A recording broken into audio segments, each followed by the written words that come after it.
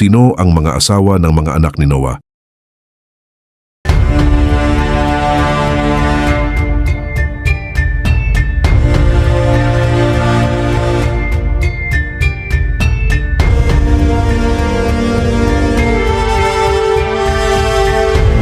Sa loob ng maraming siglo, ang kwento ng arko ni Noah ay naipasa bilang isang makapangyarihang patotoo tungkol sa paghatol at pagtubos.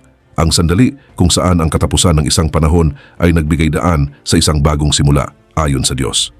Sa gitna ng kaguluhan, isang lalaki ang tinawag sa kanyang pangalan, isang lalaking matuwid sa kanyang panahon, at kasama niya ang kanyang sambahayan, ang kanyang lahi at ang kanyang kinabukasan. Hindi pumasok si Noah sa arko ng mag-isa. Pumasok siya kasama ng mga taong magpapatuloy sa lahi ng sangkatauhan. Ang kanyang pamilya ay naligtas habang ang sinaunang mundo ay nilamon ng kapahamakan. Pero sa loob nito ay may buhay, may pangako at may layunin. At may isang detalye na nananatiling nasa pagitan ng mga linya ng kwento, tahimik at halos hindi napapansin. Ang mga babae halos walang sinasabi tungkol sa kanila. Pero naroon sila, kasama sa bawat mahalagang sandali ng paglalakbay na iyon sa pagitan ng katapusan at ng bagong simula. Sino ang mga asawa ni Shem, ni Ham at ni Japheth at higit pa roon? Sino ang babaeng nasa tabi ni Noah? Ang babaeng nakarinig din ng babala ng paghatol, ang babaeng pumasok din sa arko at ang babaeng dumaan din sa baha.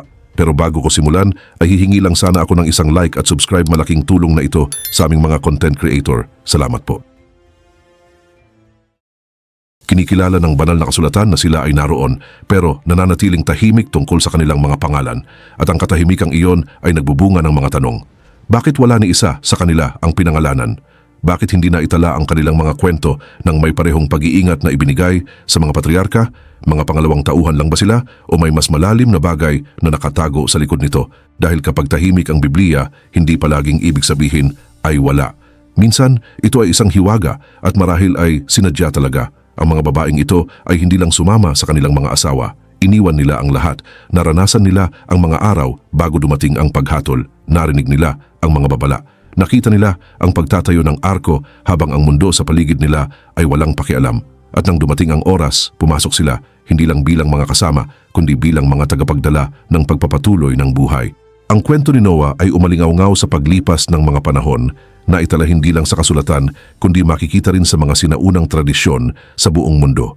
Mga salaysay na nagsasabi tungkol sa isang malaking baha ng pagkawasak at kaligtasan. Magkakaibang mga sibilisasyon na pinaghiwalay ng panahon at distansya ang nag-ingat ng magkakatulad na alaala. Pero sa halos lahat ng bersyon ng kwentong ito, iisa ang sentro ng pansin, ang malaking sakuna, ang arko at ang piniling lalaki.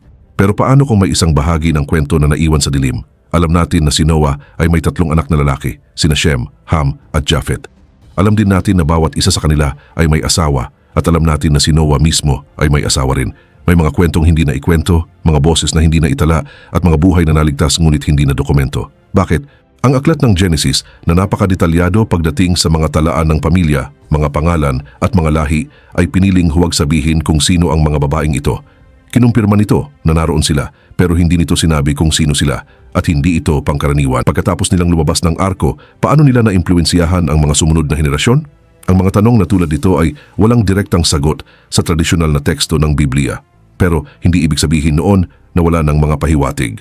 May mga sinaunang tala, mga tradisyong naingatan sa labas ng kanon at mga aklat gaya ng Book of Jubilees na nagbibigay ng ilang piraso ng impormasyon. Mga bakas ng isang kwento na maaaring bahagyang nakalimutan na. Sinubukan din ng mga sinaunang tradisyong Hudyo na punan ang mga puwang na ito sa pamamagitan ng pagbibigay ng mga pangalan, pinagmulan at maging mga kwento tungkol sa mga babaeng ito. Maaari bang mapagkakatiwalaan ang mga pinagmulang ito o simpleng pagtatangkalang ito ng tao na sagutin ang katahimikan ng Diyos? Marahil ay kaunti sa pareho. Ang kwento ng baha ay hindi na lang tungkol sa pagkawasak. Ipinapakita rin nito ang pangangalaga at pag-iingat hindi lang ng mga buhay, kundi ng mga kwento, mga pamana at mga boses na dumaan sa tubig kahit hindi narinig. Ang kwento ng malaking baha ay isa sa pinakamatanda at pinakamatinding kwento sa kasaysayan ng tao. Si Noah at ang kanyang pamilya ay pinili upang makaligtas sa pagkawasak ng mundo at matiyak ang pagpapatuloy ng sangkatauhan. Pero sa mga sakay ng arko, may mga taong ang kanilang mga kwento ay nanatiling tahimik, ang mga asawa na nasa loob ng arko. Sino ang mga babaeng ito at bakit nabura ang kanilang mga pangalan sa opisyal na salaysay? Alam natin mismo mula sa mga kasulatan na hindi lang si Noah ang nanirahan sa arko bilang pangunahing tauhan ng isang dakilang banal na pangyayari. Ito ay napuno ng isang buong pamilya, isang grupong maingat na iningatan upang matiyak na ang buhay ay hindi lang mabubuhay, kundi magpapatuloy. Naroon si Noah, ang kanyang asawa, ang kanyang 3 anak na lalaki na sina Shem, Ham at Japheth, at ang asawa ng bawat isa sa kanila. Hindi sila pangalawang detalye lamang, kundi mahalagang bahagi ng mas malaking plano. Mismong ang aklat ng Genesis ang malinaw na nagpapatunay nito. Datapuat pagtitibayin ko ang aking tipan sa iyo, at ikaw ay lululan sa sasakyan, ikaw at ang iyong mga anak na lalaki, at ang iyong asawa at ang mga asawa ng iyong mga anak na kasama mo. Walang duda na naroon sila, pero wala silang pangalan. At dito nagiging higit pa sa kasaysayan ang kasulatan at nagiging tunay na nakakaintriga. Dahil habang pinapatunayan nito na naroon sila, lubusan naman nitong tinatago ang kanilang pagkakakilanlan. Walang tala ng lahi, walang pinagmulan, walang personal na kwento, pag-iral lamang. Bakit? Bakit pipiliin ng isang kasulatang napakadetalyado sa pagtatala ng mga talaan ng pamilya, mga pangalan at mga lahi na huwag banggitin mismo ang mga babaeng magpapatuloy sa sangkatauhan? Ano ba talaga ang papel ng mga babaeng ito sa muling pagtatayo ng mundo pagkatapos ng baha? Sa loob ng tradisyong Katoliko, may ilang pahiwatig na nagsisimulang lumitaw. Ang mga sinaunang akda tulad ng Aklat ni Tobit na isinulat noong mga around 225 BC ay nagpapahiwatig na ang asawa ni Noah ay maaaring kamag-anak niya. Posibleng isang inapo ni Seth ang matuwid na anak ni Adan. Kung totoo ito, may mas malalim pang nangyayari. Ipinapakita nito na si Noah ay hindi lang pinili dahil sa kanyang katwiran. Ipinapahiwatig din nito na iningatan niya ang isang lahing itinuturing na dalisay, isang direktang pagpapatuloy ng mga taong nanatiling tapat mula pa noong sinaunang panahon. Pero paano naman ang mga manugang na babae? Dito lalo pang lumalalim ang hiwaga. Dahil habang may posibilidad na ang asawa ni Noah ay nagmula kay Seth, walang kumpirmasyon tungkol sa pinagmulan ng mga asawa ni Shem, Ham at Japheth. At ang kawalan ng katiyakang ito ang nagbukas ng isa sa mga pinakamatagal ng pinagtatalunang tanong sa loob ng maraming siglo. Ang mga babaeng ito ba ay mga inapo ni Seth o ni Cain? Kung sila ay mula sa lahi ni Seth, mas pinatitibay nito ang ideya na ang mga matuwid lamang ang iniligtas, isang malinaw na paghihiwalay sa pagitan ng katapatan at kasamaan. Pero kung sa anumang paraan ay mga inapo sila ni Cain, ibig sabihin ay may dala pa ring bakas ng sinaunang mundo, ang bagong sangkatauhan. Ang posibilidad na ito ay may malalim na kahulugan, dahil ibig nitong sabihin na ang baha ay hindi isang ganap na katapusan kundi isa ring paglipat at na ang dati ng umiiral ay hindi lubusang nabura. Maging ang New Testament ay maikling binanggit ang pangyayaring ito. Sa aklat ni Pedro na ng unang panahon ay mga suwail na ang pagpapahinuhod ng Diyos ay nanatili noong mga araw ni Noe, samantalang inihahanda ang daong na sa loob nito'y kakaunti, sa makatuwid ay 8 kaluluwa ang nangaligtas sa pamamagitan ng tubig, pero muli wala pa ring mga pangalan, walang mga kwento, walang boses. Isa lang ba itong hindi mahalagang detalye o isang katahimikang puno ng kahulugan? Dahil sa buong kasulatan, kapag may bagay na hindi sinasabi, kadalasan ay may isang bagay na dapat hanapin. At sa mismong pagitan ng ipinahayag at itinago, nagsisimulang lumitaw ang mga sinaunang tradisyon. Habang lumalayo tayo sa canonical text, nakakatagpo tayo ng mga bakas na naingatan sa mga nakalimutang sulatin, mga piraso ng alaala na nakaligtas sa paglipas ng panahon. Kabilang dito ang Dead Sea Scrolls na natuklasan sa mga kuweba ng Qumran, isa sa pinakamahalagang natuklasan sa sinaunang kasaysayan. Ang mga manuscript na ito ay hindi lang nag-ingat ng mga sinaunang bersyon ng mga biblical text, kundi nagbunyag din ng mas malawak na mga salaysay, dagdag na detalye at mga pananaw na hindi naisama sa opisyal na kanon. Kabilang sa mga sulating ito ang tinatawag na Genesis Apocryphon, at dito nagsisimulang magbago ang lahat dahil sa mga tekstong ito ang mga babae sa arko ay hindi na basta tahimik na mga tauhan. Nagsisimula silang magkaroon ng aktibong papel, isang napakahalagang papel.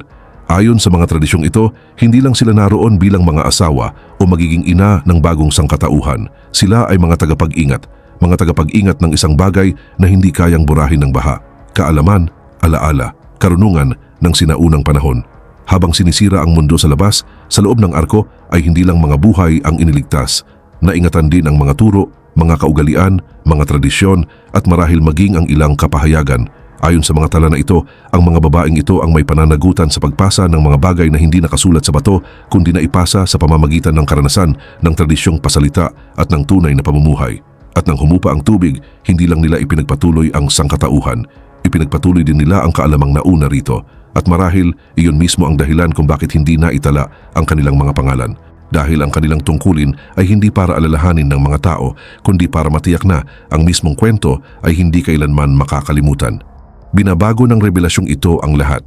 Hindi lang ito tungkol sa muling pagpuno sa mundo ng buhay, kundi sa pagpapanumbalik ng mga bagay na halos nabura ng tubig. Kabilang sa mga sinaunang aklat na nagbibigay liwanag sa hiwagang ito, namumukod-tangi ang Book of Jubilees. Isang aklat na, kahit hindi bahagi ng tradisyonal na kanon ng karamihan sa mga Biblia, ay nag-iingat ng napakasinaunang mga tradisyon.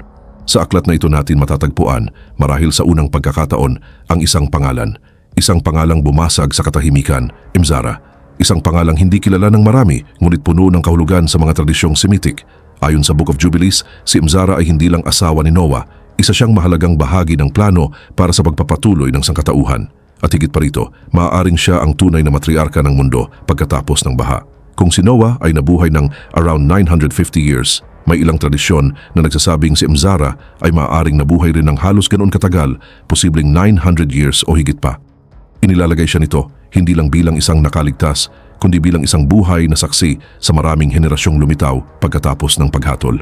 Isang babaeng nakita ang mundo noon, tiniis ang pagkawasak at nabuhay upang makita ang mundo pagkatapos nito.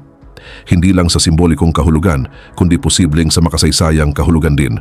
Ang babaeng muling nagdala sa kanyang sarili ng panibagong simula ng lahat. Pero hindi lang ito ang tradisyon. Sa loob ng mga sinaunang interpretasyong Hudyo, may mga pagkakaiba.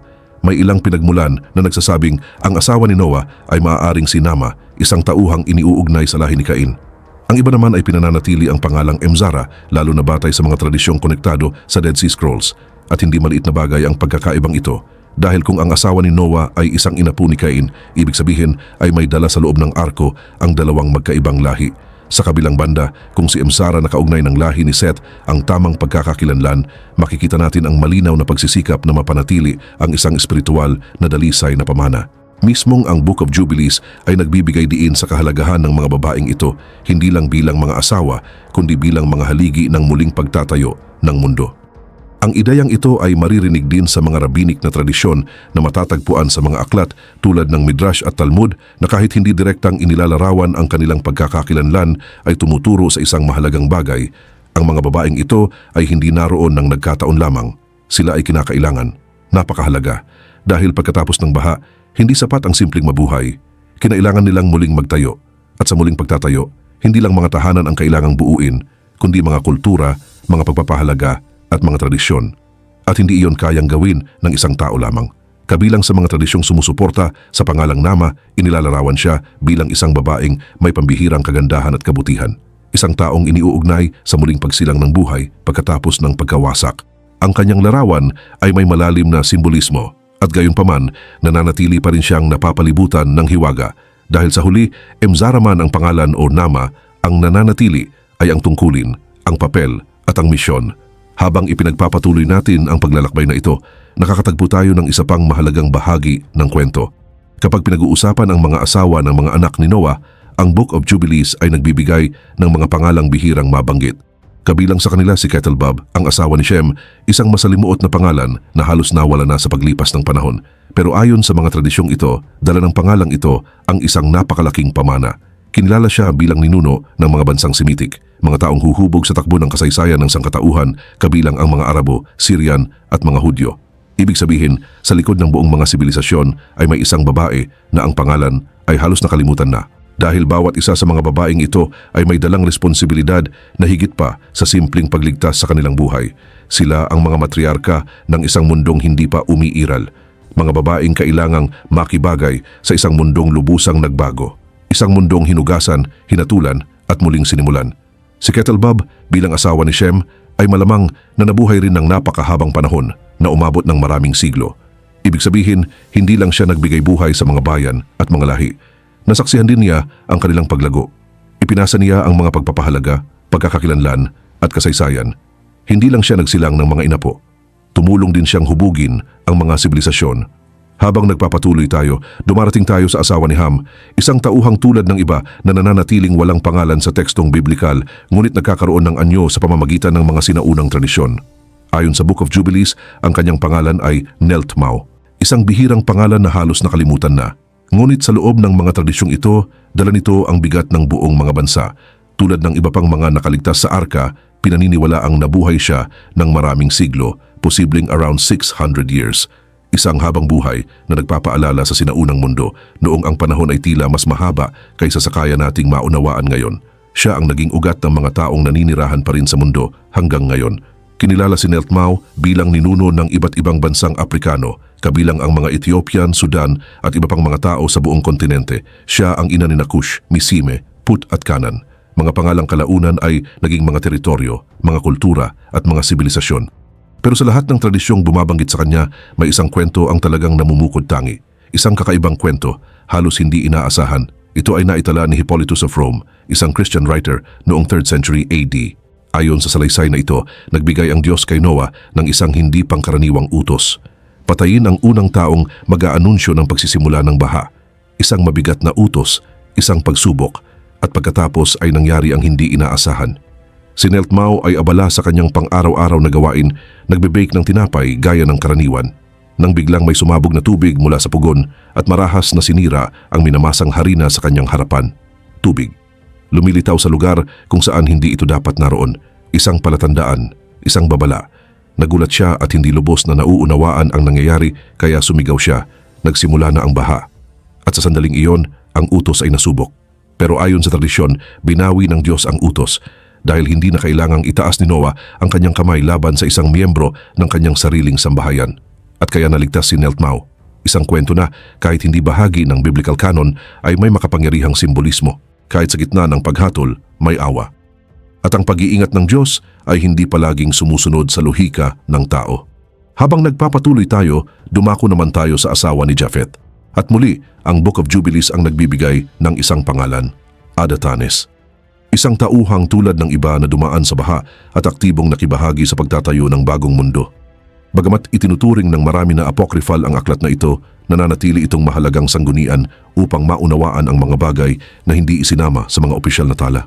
At ayon sa mga tradisyong ito, si Adatanes ay hindi lang basta nakaligtas. Tumulong siya sa pag-aayos, pagbuo at pagtatatag ng mga pundasyon sa isang mundong lubusang nagsimulang muli. Tulad ni Kettlebub at Nelt Mao, pinaniniwalaan ding nabuhay si Adatanes ng around 600 years, sapat na haba ng panahon upang makita niya ang paglago ng mga henerasyon, ang pag-usbong ng mga bayan at ang pag-unlad ng mga bagong kultura. Bilang asawa ni Japheth, siya ang naging ina ni Gomer, Magog, Madai, Javan, Tubal, Mesh at Tas. At mula sa mga pangalang ito ay lumitaw ang mga taong humubog sa malaking bahagi ng kasaysayan ng sangkatauhan at maging ang mga grupong kumalat sa buong Asya. Ibig sabihin, sa likod ng buong mga sibilisasyon ay may isang babae, isang matriarka, isang pangalang halos nakalimutan na, ngunit imposibleng baliwalain kapag mas pinagmasdan natin ito. At dito nabubuo ang buong larawan, 3 babae, 3 lahi, 3 ugat na kumalat sa buong mundo. Pero ang hamon na kanilang hinarap ay higit pa sa usapin ng lahi at talaan ng pamilya. Dahil nang lumabas sila sa arko, hinarap nila ang isang mundong hindi na nila halos makilala. Tahimik, walang laman, walang anumang palatandaan ng dating mundo. Lupa, langit at mga alaala lamang ang natira. At sa bagong mundong ito, kinailangan nilang gawin ang isang pambihirang bagay. Magsimulang muli, pero hindi lang sa pamamagitan ng pamumuhay, sa pamamagitan ng pagtuturo, sa pamamagitan ng pagpasa ng kaalaman, sa pamamagitan ng pag-iingat ng mga bagay na mahalaga. Naging napakahalaga ng tradisyong pasalita. Kinailangang ikwento muli ang mga kwento, kinailangang panatilihin ang mga ritual, kinailangang buuing muli ang mga pagkakakilanlan at malaking bahagi ng gawaing ito ay napunta sa kanila. Dahil sila ang humubog sa mga susunod na henerasyon, tinuruan nila ang mga anak, ipinasa nila ang mga pagpapahalaga, iningatan nila ang mga bagay na hindi dapat mawala. Hindi lang mga kasanayan para mabuhay, kundi mga prinsipyo, pananampalataya at mga alaala. Dala nila ang nakaraan habang itinatayo ang hinaharap. At lubusan nitong binabago ang paraan ng pagtingin natin sa arko. Dahil ang mga babaeng ito ay hindi lang mga kasama. Sila ang pundasyon. Sila ang mga haligi. Sila ay hindi mapapalitan. Kapag pinag-isipan natin ito, dinadala tayo nito sa mas malalim na pag-unawa sa kwento ng baha. Ipinapakita nito na kahit sa mga pinakakilalang kwento, may mga bahagi pa ring nakatago at naghihintay na matuklasan. Mga kwentong nanatili sa dilim. Mga tinig na hindi naitala. Pero sila ang sumuporta sa lahat. Ang mga asawa ni Noah, ni Shem, ni Ham at ni Japheth ay nagpapaalala sa atin na palaging may higit pang dapat tuklasin, na ang bawat kwento ay may lalim na higit pa sa kung ano ang nakasulat. At madalas, ang mga bagay na hindi sinabi ang mismong mga bagay na dapat hanapin.